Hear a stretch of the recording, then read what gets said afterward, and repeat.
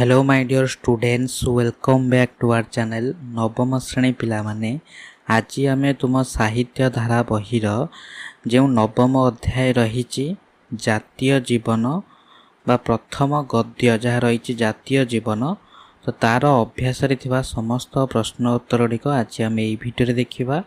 ठीक अच्छे तो पिला मान देख तो भिडियोटी देखा पूर्व तुम मानू कहीदेवी तो प्रथमे कौन कर ना तुम्हें माने तुम साहित्य धारा बहीटे को टिके पाखरे रख कारण बही न देखले तुम आंसर गुड़िक जानीपारनी तो जार उत्तर गुड़िक गोटे पीडीएफ मध्यम तुमको देखा।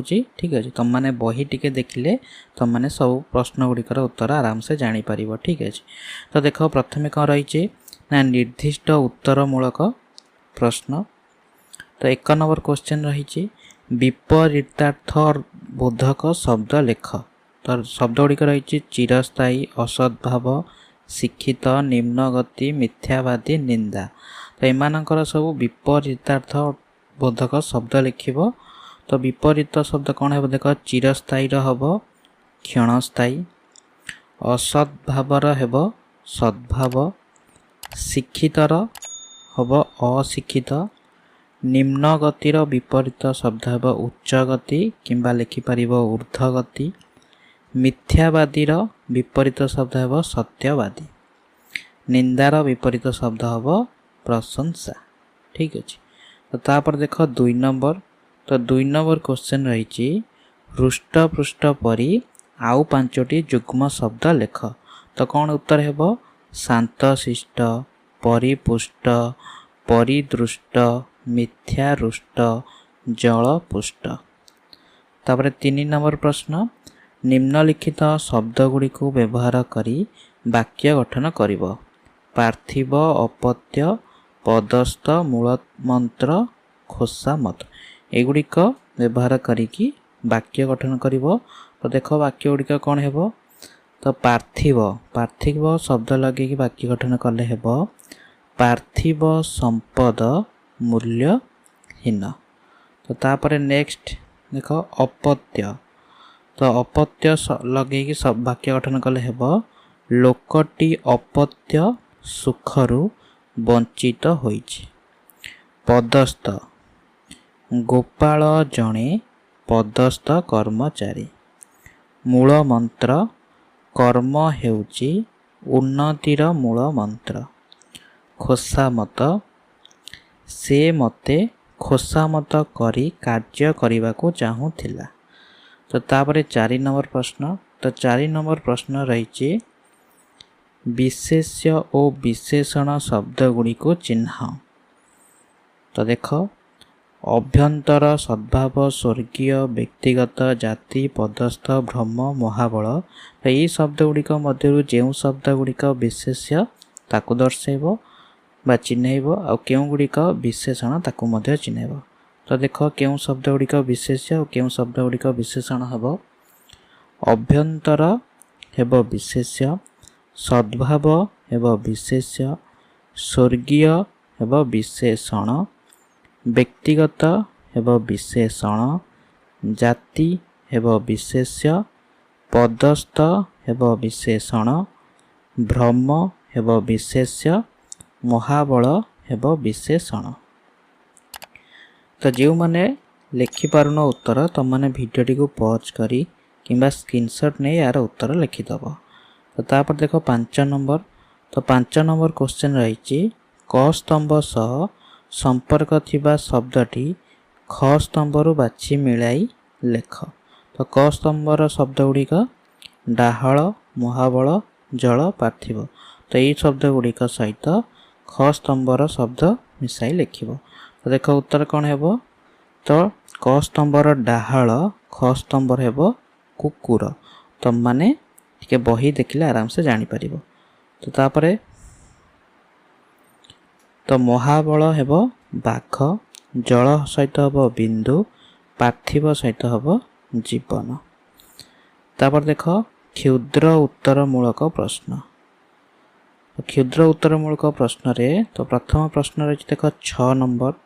तो 6 नंबर प्रश्न रही प्रत्येक जाति पाई जातीय जीवनर आवश्यकता रही कहीं।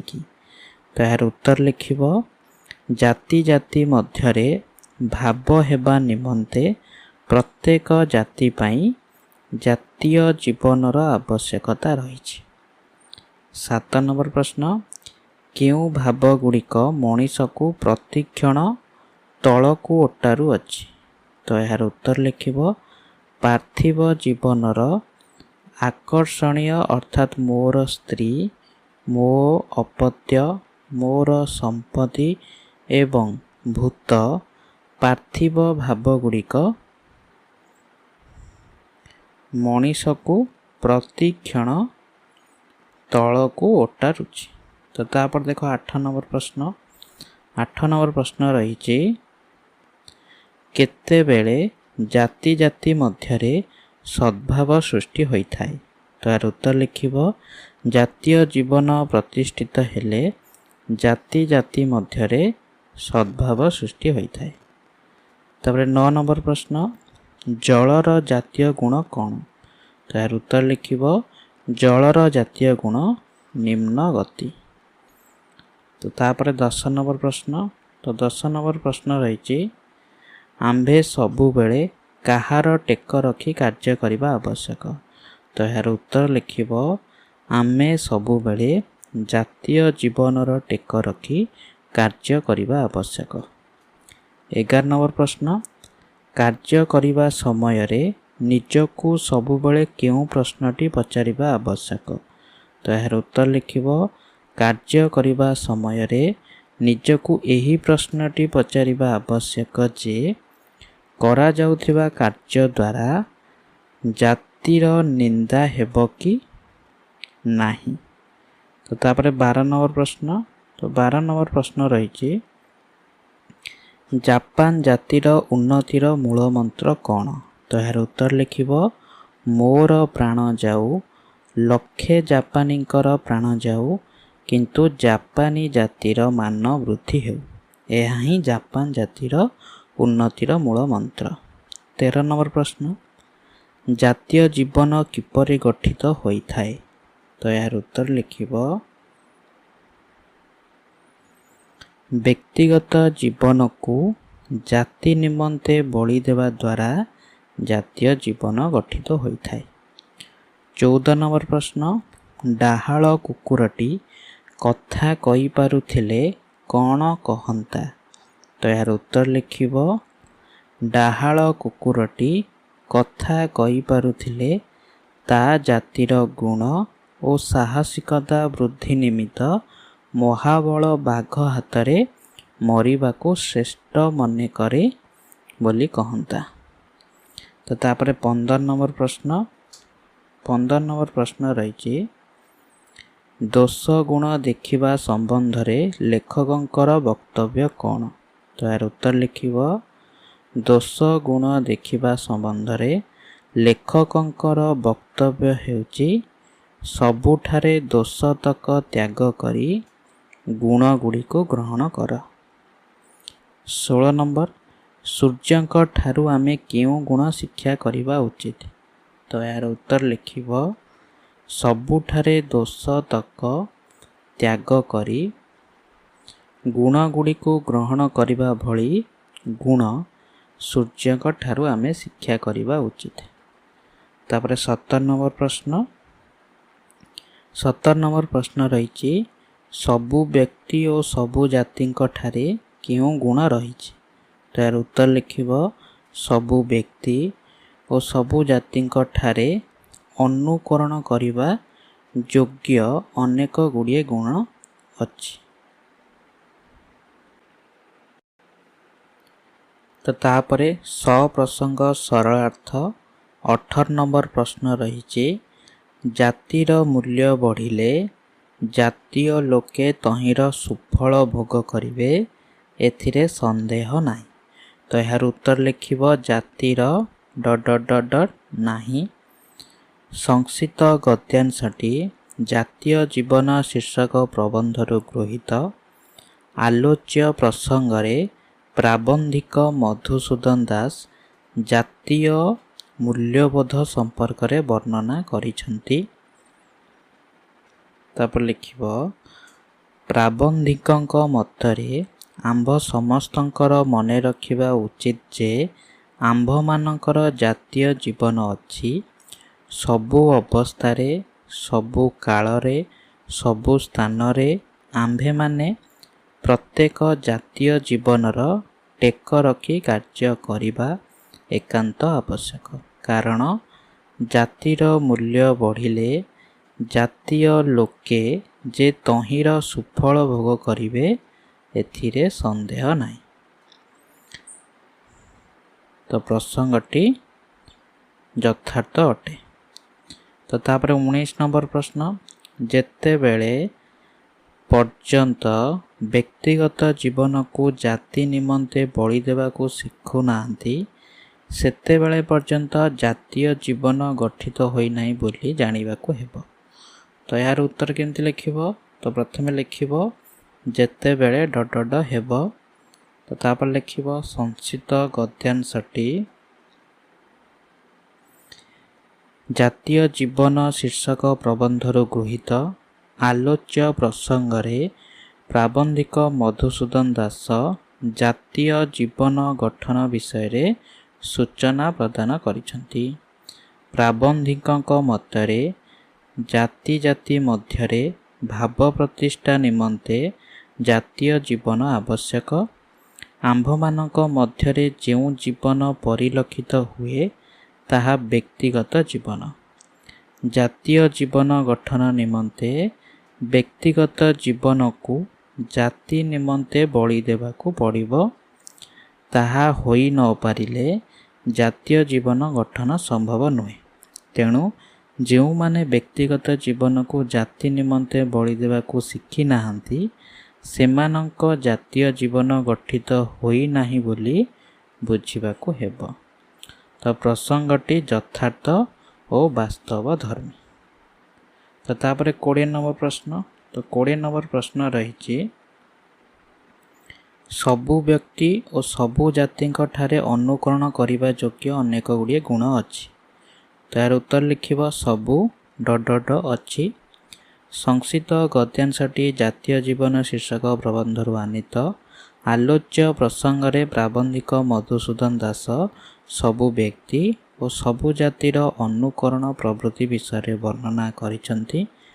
ଦୋଷ ଓ ଗୁଣ ମାନବୀୟ ପ୍ରବୃତ୍ତିର ଦୁଇଟି ଦିଗ। ସବୁ ବ୍ୟକ୍ତି ସବୁ ଜାତି ନିକଟରେ ମଧ୍ୟ ଦୋଷ ଓ ଗୁଣ ରହିଛି।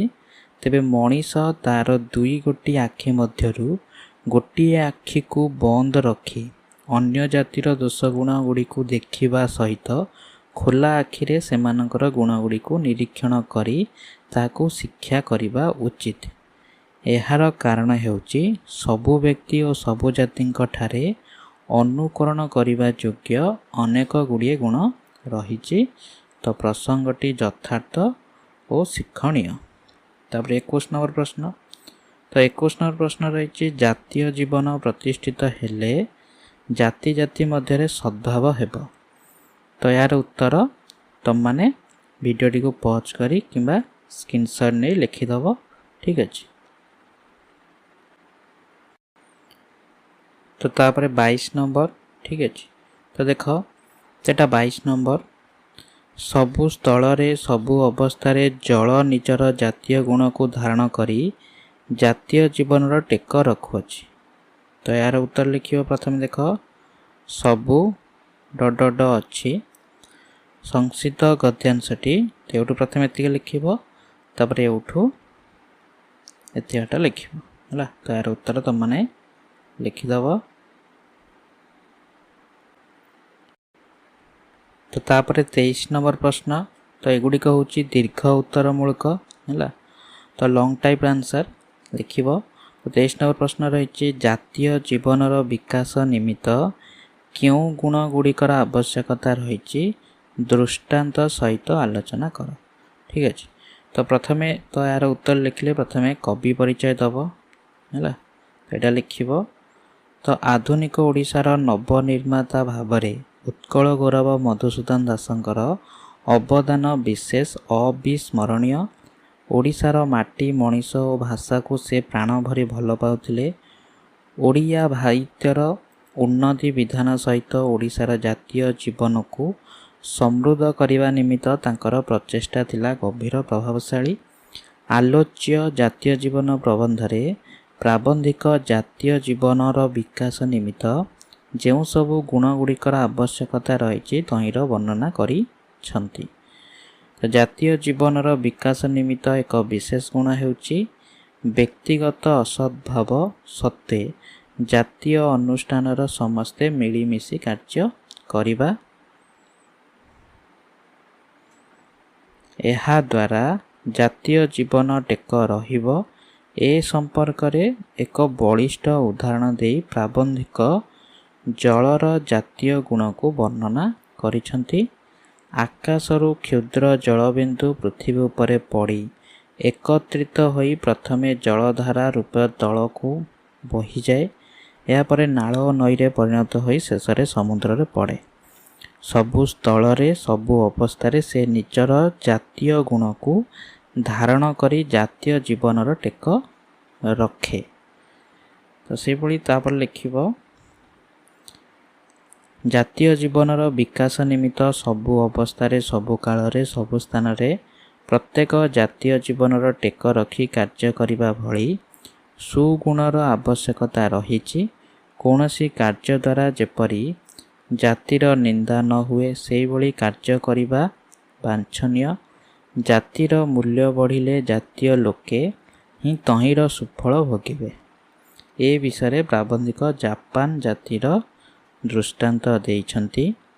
जातीय जीवन प्रतिष्ठा निमित्त व्यक्तिगत जीवन को जाति निमित्त बलि देवाकू पड़िबो बोली प्राबंधिक मत प्रकाश करिछंती। एथुरु प्रमाण पाई साधारण कुकुर और डाहाळ कुकुरर दृष्टांत देइछंती। साधारण कुकुरटी बिलुआ गुंजरिबारे लांगुल जाकी देउथिला बेले डाहाळ कुकुर बाघ सहित आक्रमणर मनोवृत्ति रखी ता जातिर दाम तथा साहसिकता प्रमाण दिए। तो जातीय जीवनर विकासर एक विशेष गुण हेउची सबुठारे दोषतक त्याग करी गुण गुड़ी को ग्रहण करिबा। तो तापर 24 नंबर प्रश्न। तो 24 नंबर प्रश्न रही जापानी जातिर क्यों गुण सेमानंकु विश्व प्रसिद्ध करि पारिछि और सेमानंकर तद्वारा की लाभ होइछि। तार उत्तर तुम माने भिडियोटी को पॉज करी किंबा स्क्रीनशॉट नहीं लिखिथब। तो यहाँ प्रथम पारा। तो तापर लिखिब एगुड़िक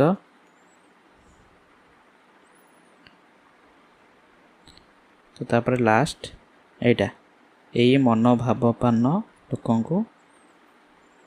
तो तापर 25 नंबर प्रश्न पठित प्रबंध अनुसरण रे जातिर दोष गुण संबंध रे उल्लेख करी लेखकों परामर्श आलोचना कर। तो यार उत्तर प्रथम लिखिब देख। तो प्रथम यही पाराटी को लिखिब देन तापर यही पाराटा तुम माने भिडियोटी को पॉज करी किंबा स्क्रीनशॉट नहीं गुड़िकर उत्तर लिखिदब।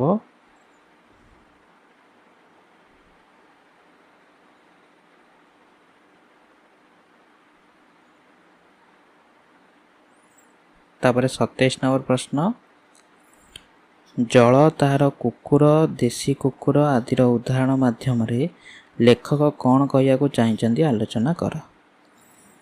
तो यार उत्तर मध्य तुम माने भिडियोटी को पॉज करी किंबा स्क्रीनशॉट नहीं लिखिदब। तो यहाँ सेकेंड पारा।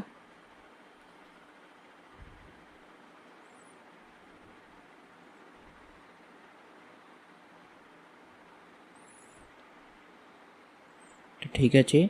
तो पिला मान देख जदि तुम मान को भिडियोटी भल लगी थाए तो तुम माने भिडियोटी गोटे लाइक करिवो एवं तुम मानक सांग मान सहित मध्य भिडियोटी को शेयर करदेव। और जदि तुम माने नवम श्रेणीर समस्त विषय गुड़िकर प्रश्न उत्तर ये देखा चाहूच तो तुम माने चैनल टी को सब्सक्राइब करदेव। और जदि तुम मानू ये क्वेश्चन आंसर गुड़िक लिखिबारे किसी भी प्रोब्लेम होची तुम माने कमेंट माध्यम रे कहिबो।